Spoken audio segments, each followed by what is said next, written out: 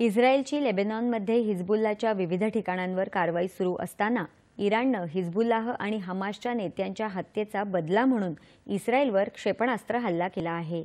इराणनं इस्रायलवर सुमारे 100हून अधिक क्षेपणास्त्र डागली। इराणनं क्षेपणास्त्र हल्ला करताच इस्रायलमध्ये सायरन वाजू लागले। त्यानंतर सामान्य लोकांना बॉम्बरोधक ठिकाणांवर पाठवण्यात आलं। इस्रायलींना दक्ष राहण्याच्या आणि होम फ्रंट कमांडच्या सूचनांचे काटेकोरपणे पालन करण्याच्या सूचना देण्यात आल्या आहेत। इस्रायलमधील नागरिकांच्या संरक्षणासाठी आवश्यक ती सर्व कार्यवाही सुरू असल्याचं इस्रायलच्या संरक्षण दलानं म्हटलं आहे।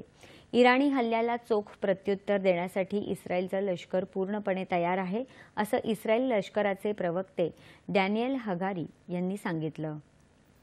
इराणनं हल्ला करून मोठी चूक केली असून या हल्ल्याची किंमत त्यांना चुकवावी लागेल असा इशारा इस्रायलचे पंतप्रधान बेंजामिन नेतन्याहू यांनी दिला आहे। शत्रूंचा बदला घेण्यासाठी इस्रायल वचनबद्ध आहे असं त्यांनी म्हटलं आहे। जे आमच्यावर हल्ला करतील त्यांच्यावर इस्रायल प्रतिहल्ला करेल असं नेतन्याहू यांनी म्हटलं आहे।